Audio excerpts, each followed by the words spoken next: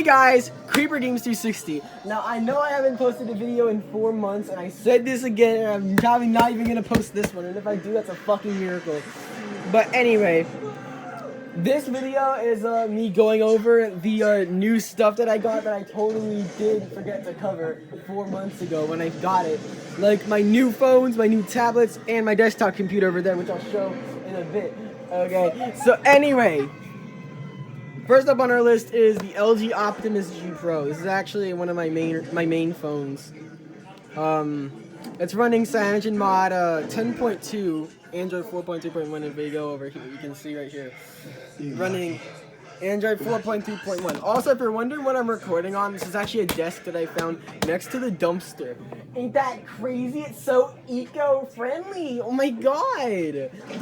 More eco-friendly than Apple. Anyway, speaking of Apple, you can see through the reflection of the phone I'm recording with an iPhone 8 Plus right now.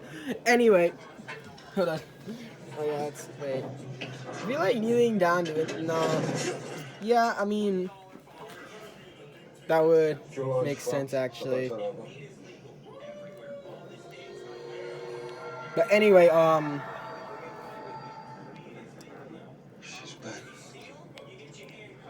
it works alright. Usually use SkyTube Legacy to stream videos. Pretty big phone, 2 GB of RAM, a Snapdragon 600 at 1.7 GHz. I think I have it downclocked actually. Shut up. Oh shit. What's it doing? I have it downclocked to 1.45 GHz because 1.7 GHz drains the battery. Google now.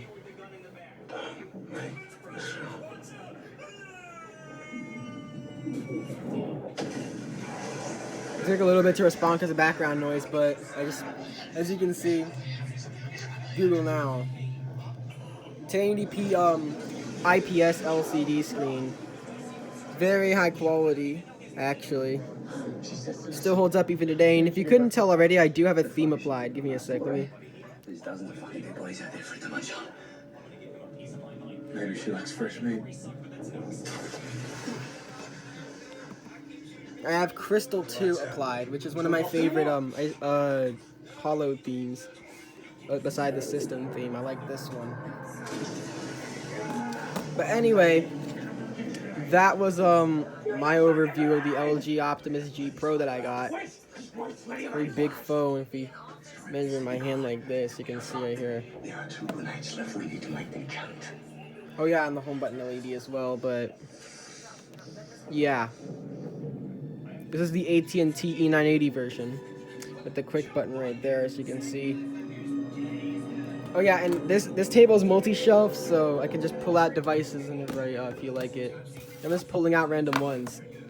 This is the LG G-Pad VK810, aka the LG G-Pad 8.3. This tablet in particular is running Lineage OS 17.1, which is Android 10. But I don't really use it that often. It's a decent tablet, but yeah, as you can see, I got it running Lineage OS 17.0. We'll wait for it to boot. And I don't think I'm going to cut out anything in this video because it's just going to be like a big, long video. That's what she said. Oh, it booted. As you can see. What the fuck was that?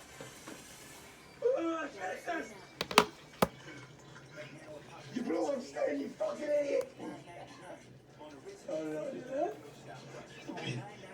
You pulled the pin, you let the grenade go. Could have sworn I typed that shit right, man. No. You fucking did it! I'm fucking sorry, you fucking... Jesus! Look at this shit! If you go to settings, it's at really low battery, like basically 2%. That 1%! LG VK810 shutting down. It's shutting down, but it does run Android 10 via Lineage OS. One of my cooler tablets that I've ROM'd. Same internal specs as the LG Optimus G Pro, but with better tablet thermals and a metal back, so I guess that's the cooler part. As you can see, it's the Verizon version, so is the 4G LTE variant in particular. Anyway, This thing is hard as hell to pick up, bro. Putting this down and putting the Optimus G on top of it. This isn't actually new, I just wanted to put my Galaxy Nexus in here. Oh, this one you guys might actually like. I'm sure there's a way we can get rid of Stan's body. This is the Sharp Aquos Crystal. The bezel-less phone from 2014, as you can see right now, obviously. And picking it up and looking at the display first, you can clearly see this one is in pretty questionable condition, but as you can see, it is the it's in okay condition. Like, it could be better, but Hell of a way to wake up. it's currently running S7237 as far as I'm concerned. Bloody day. Or, oh no, S7232, my apologies. Android 4.4.2.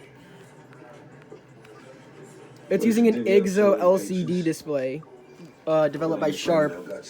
So, for example, this is how bright the display can get. About as bright as if you shine it directly into the lamp, you can still sort of see the display. What the hell is this?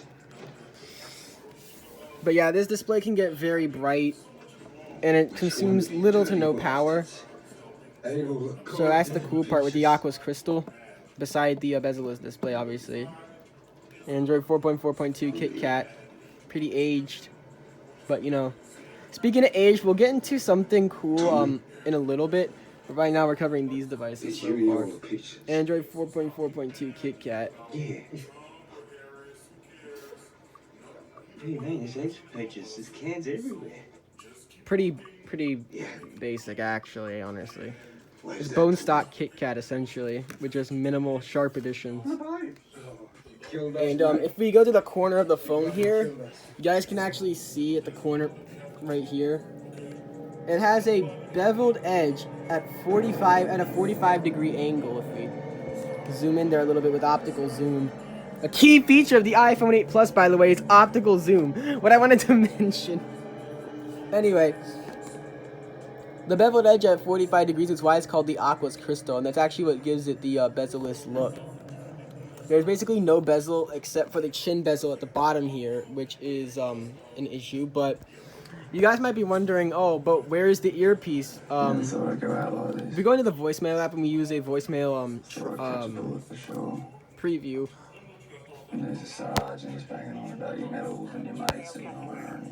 This service allows you to have your voicemail. Yeah. It uses a bone conduction screen technology to transmit audio from what would supposedly be the earpiece into the entire screen of the phone. So it doesn't matter where you put the phone on your ear, as long as the screen is on your ear, audio will be transmitted and you'll be able to hear the call. It does sound tinny and kind of quiet, but it works, and I guess that's cool for a bezel-less screen with no earpiece at all. But anyway, getting a closer look on this 45-degree bevel right here. What happened? Well, he hung himself, didn't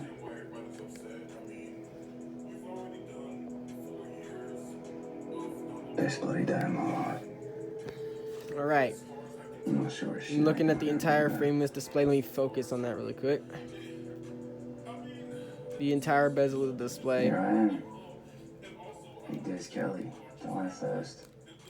It's kind of cool. You can tell I've been using it for a while, judging by all the stuff on it, but I don't use it too often. It's just kind of a gimmick phone. Yeah, that's what I reckon. Anyway, these ones are pretty old actually, but I just wanted to include them in the video anyway. This is my Samsung Galaxy Tab 10.1 P7510 that I recently flashed Honeycomb onto. If we can turn the brightness up, that would be great. It has a bad battery, but other than that, it works fine. It's pretty smooth and snappy actually. If we scroll slowly, you can see. Running Android 3.1 Honeycomb. You kidding me? HMJ37, as you can see right here. Bennett, you're not actually gonna drink your own dick spit, are you? And it's using the Linux kernel 2.6.36.3 root Dell 127, so I assume this Linux kernel was compiled on a Dell somewhere in Samsung's offices. So the speakers are side firing, Can't really get a good look at it though unless we shine at the light. As you can see, they're side-firing speakers instead of the rear-firing ones on the Motorola Xoom, which will be covered in a little bit. Got some color to it, eh? Like a The screen nice is a 1280 by 800 PLS display pungent. Oh, bit of corkage, yeah. with bit what yeasty. appears to be, if we can get it. Bit of in mate. Cheers, boys. I personally don't use adaptive backlight, mainly because I feel like it kind of reduces image quality just a little bit. But anyway, if we go to sound really quick. Notification, ringtone. Evening, dog. That's better. That is the filthiest thing that I've ever The speakers are side-firing, they're pretty loud. But the tablet in general is alright. It has basically the same internal specs that the Motorola Xoom, save for the display and the 3 megapixel rear camera. But other than that, it's pretty decent tablet, but not my main one. Fresh. So anyway, now on to the one you guys have probably been waiting for. Probably not, I don't know. The Motorola Xoom. I recently got a charger for this, so I was actually able to power it on again. We can turn this on the right, as you can see right here. Okay, we good. If I could turn up the brightness on this, that would be great. As you can see, I've actually customized my Xoom a lot ever since I got it back on. And it's actually my main tablet, if y'all were wondering what my main tablet was, the Xoom is in question. As you can see, it's running Android 4.0.4, baseband version unknown. I didn't flash the baseband. 2.6.39.4, Cyanogen mod G21EA3AB, as you can see right there. And the build number is IMM76L, which is typical for the Motorola Xoom. As you can see, the clock font is actually Roboto instead of the special clock font that Ice Cream Sandwich has. That's because I customized it to make it look like that, and if you noticed by now, I also customized these to look like the Droid Zyboard because I like the Droid Zyboard's Moto Blur UI. Anyway, I also wanted to mention this does have play music on it, so I do also listen to music on this thing whenever I'm on my car rides or something. The focus is killing me, but I have a clock here as well, as you can see.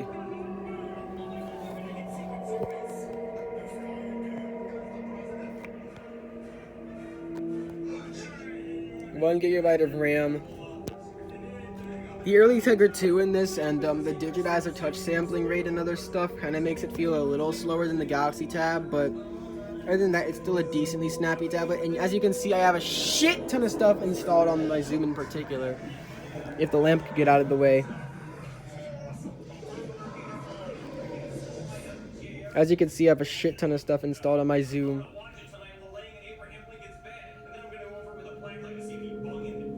Yeah. But anyway.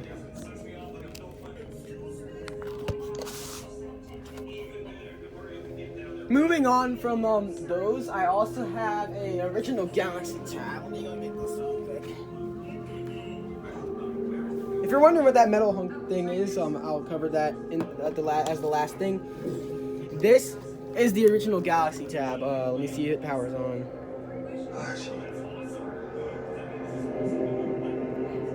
This is the Verizon variant specifically, so the SCH i800. I custom rounded with Cyanogen Mod 9, and it's one of those emergency tablets whenever I actually need it, or whenever my other devices aren't charged. If you're wondering how I get the browsers working on these versions of Android, by the way, I usually update the CA certificates and System ETC Security CA certs with 2024 ones. I did that on my LG Optimus G Pro, my Samsung Galaxy S3, which I lost. It just died. Okay. This tablet originally ran Android 2.2 Froyo. Rooting this thing is a pain in the ass, doing it each time, because I like Froyo, so I like to reflash it, like, at least once a month. Camera with flash, I think it's like 3 megapixels to 2.2 megapixels as far as I'm concerned. Samsung's proprietary 30-pin connector, which is the same one you'll actually find on the Galaxy Tab 10.1 and other tablets like it. Anyway, the difference in this one is that it has capacitive keys on the bottom right here. It does have stereo speakers as well, which is kind of cool, but honestly, we could have done with that though, because there were mini tablets. And speaking of, I also forgot to cover the back of the Motorola Xoom. It does have the stereo speakers as well. It seems to be the one I actually have. The Motorola Xoom here I actually have seems to be a very early version because it still has the 3G marking on there. If you can see it, still has the 3G marking on it. So it's a very early CDMA Motorola Xoom Stingray before the 4G upgrades, and it didn't seem to get upgraded at all.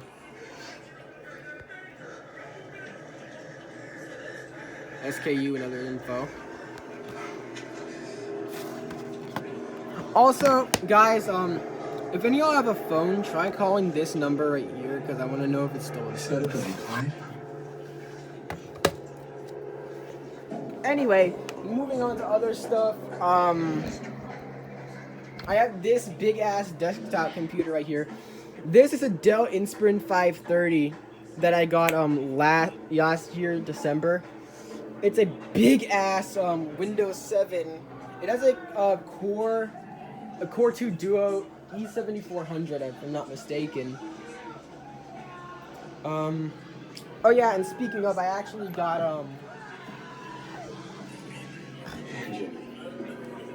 on, guys.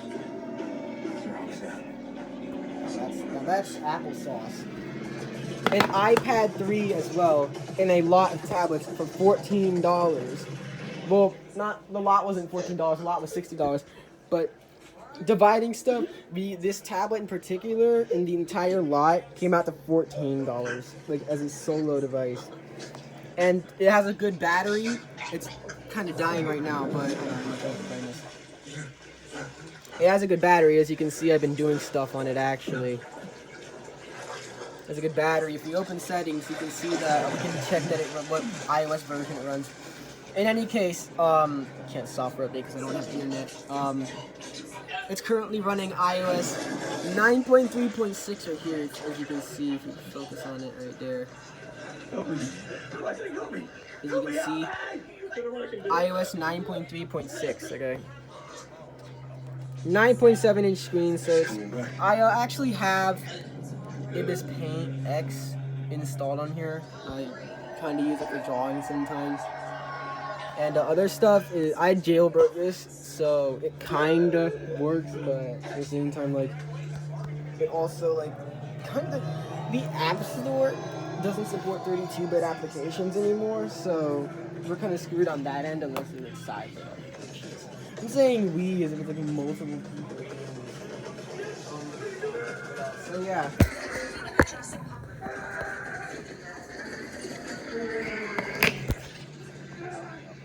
The Samsung Galaxy Tab A6 7.0. I actually custom ROM this with Lineage OS 14.1, which is based on Android 7.1 Nougat. I haven't really done much with this, as you can see. Really not a lot's been installed. Terminal application, YouTube. YouTube doesn't work on Nougat, by the way, guys. It only works on Oreo and over, as you can see right here. Switch to youtube.com. This is AIDS. Straight up, bro. Like, I remember back in literally 2023, YouTube used to work fine on Nougat. Now it doesn't work at all. Now you need Android Oreo and over, which is ass. Android Oreo, by the way, for all you guys who don't know, is Android 8. So literally one version off from it working. Doesn't work, sadly, though. Anyway.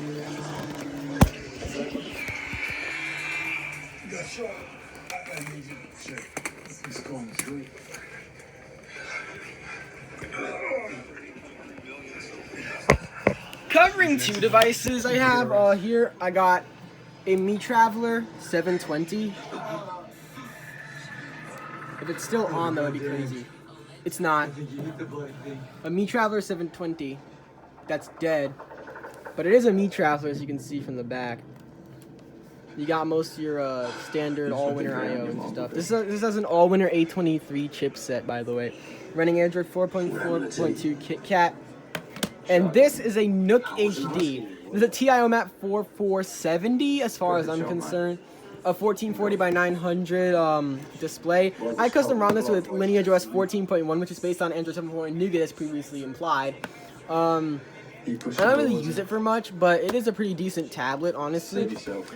Speaking of, I actually do have some other nooks that I want to cover. So, you give me a sec. Here's it going. Had no chance.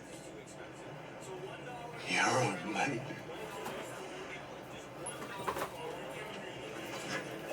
He would have let out. Turns out I actually had 10 more than minutes. one device that I wanted to You're cover. mate. Actually, a This shit ton guy's a more. fucking human Guys, this shit. doesn't end, trust me. It will never end. Anyway, I have 2 Nook HD Pluses, actually. Let me put each one on the desk. One of them's kind of dirty because I've just been leaving it to rot. But anyway, I got 2 Nook HD Pluses. This one is my main one. Both of them are dead, but the one on the right is my main one running Android 4.3.1 Jelly Bean, and this is my secondary one, also running Android 4.3.1 Jelly Bean. With 2024 updated CA certificates and other stuff, the right one is my main, left secondary. I use both of them as kind of like a redundancy thing. Like if I'm using the Nook, I can charge one while using the other one, and then when this one dies, I can charge this one and use the other one when it's fully charged, and vice versa. It keeps like reversing. So I can use the primary and then the secondary, primary, secondary, primary, secondary. You get my point. Okay, use they have a 1920 by 1280 display, still very high quality for 2026. IPS, TIO map 4470, same chip as the Nook HD Plus, clocked at a slightly higher speed. And yeah, I do use these sometimes, but they're pretty hard to charge because for some reason the Nook HD Plus's PMIC in question is very picky about what charger brick you use. Apparently you need the OEM one, but I just use the Sure. Ooh! You might be wondering what this is. You got this right. If you look at the back, you can see it's a Mi Traveler 97D16W.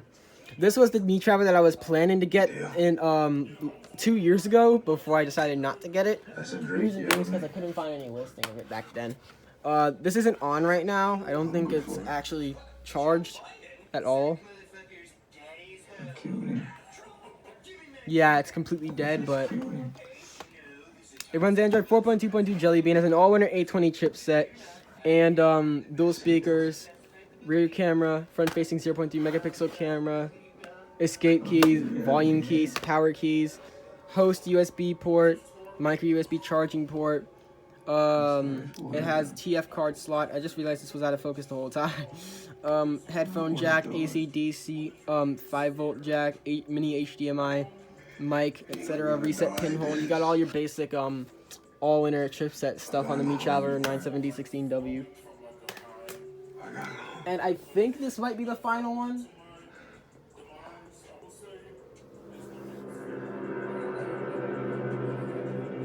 What is that? Was this the final one?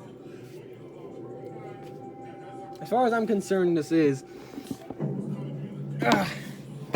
This is my Mi Traveler 10Q8. Now you might be wondering, but Brayden, why is it Creeper Games 360? Just call me Creeper Games 360. I swear to God, if you call me anything but Creeper Games 360, I'm going to crash the fuck out. I'm not even joking. Anyway, if you're wondering why it's in a box, it's because it actually when I bought it for like $50 or whatever the hell, I think it was $60. I bought it for parts only, so this thing doesn't turn on. Apparently the a capacitor might be blown in it or the PMIC is cooked, but I'm not entirely sure. I still just leave it in the box, but I'm only taking it out for this video and nothing else. It still has the screen protector on there from the factory. I actually have a DC power thing over here.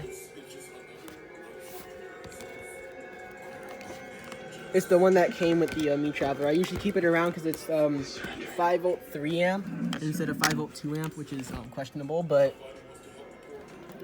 if we plug in the Mi Traveler 10Q8, y'all can see that it refuses to turn on and charge because the PMIC or capacitor is blown. So trying to power it on just results in static. No. It's not right. Yeah. Right on. You can't hear it right now, but it does do that sometimes. Looking at the back, there's a camera there. You try a 10Q8. Your slew of ports is covered by this right here. Take it off, as you can see right here.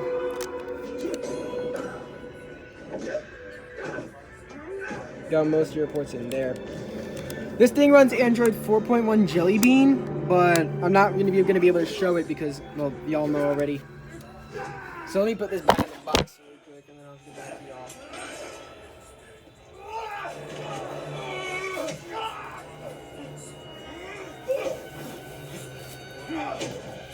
Jelly Bean.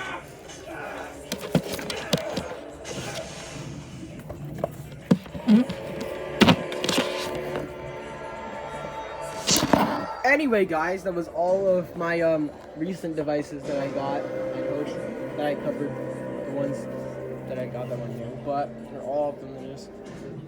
So anyway, probably the thing y'all were all waiting for. If we could get it to autofocus, it would be great. I just want autofocus. That's all I want. But anyway. Ooh, this is heavy. Y'all actually probably already know what this is, judging by the... I have to lift it with 2 hands. It's fucking heavy as shit. God damn. As you can see, it says DLP, a Texas Instruments technology. If we zoom in closer, you actually see DLP is projector related because this is a fucking projector. Not a camera, nah. This is a whole ass projector that I found next to the dumpster as well, along with this table. Widescreen 16:9 enhanced. It's an Optoma projector. If you listen to the back, you can see that it's an Optoma projector. You can see is your slew of ports right here, like S-video, analog video in, RS-232 serial, USB, the power plug for the projector, VGA out, VGA in, DVI D, so it's digital DVI. S-video, I already covered. Audio in, another audio in, audio out, 2 more audio in. A wind port, wind outlet for cooling. And I think I can actually grab this and power it on and test for you guys. Give me a second.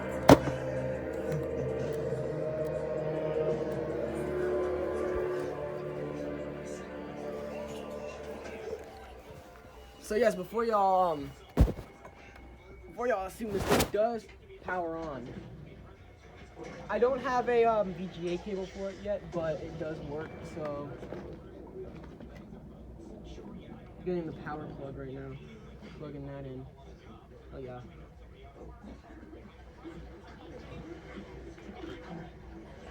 All right.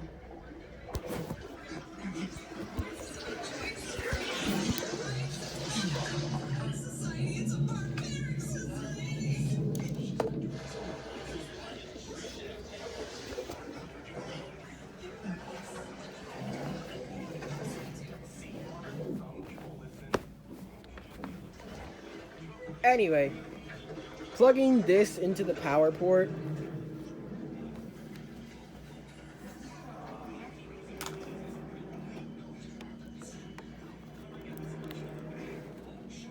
Makes these flash.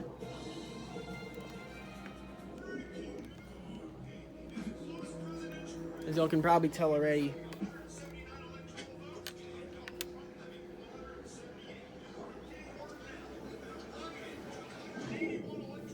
The lamp is currently powering.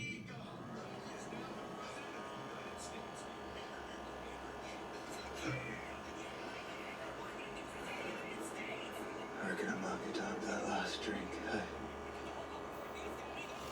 Where did you get that? If I turn off this lamp right here, Next round's on me. as you can see, it does project.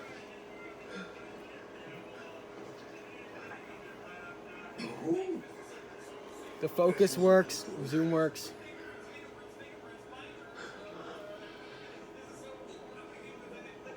But as you can see, it does just say stay on Optama and doesn't do much. I guess it's waiting for some input via like the VGA ports or whatever. Either that or it could be glitching, as y'all can see. It's doing that and I'm not quite sure what that is.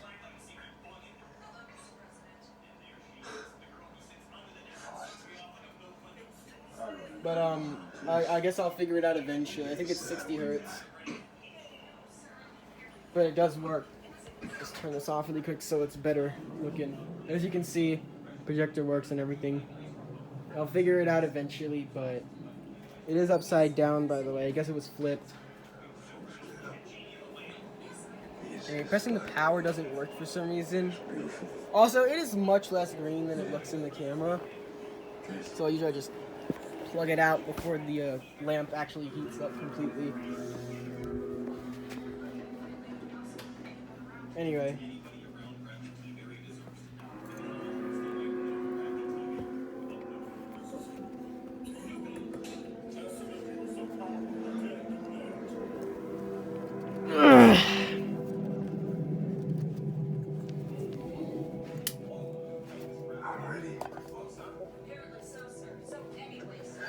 Anyway, guys, that was my whole tech collection update.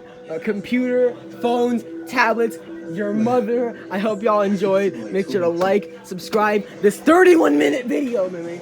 And peace out. Wrong email. Peace out. This is so fucking fruity, man.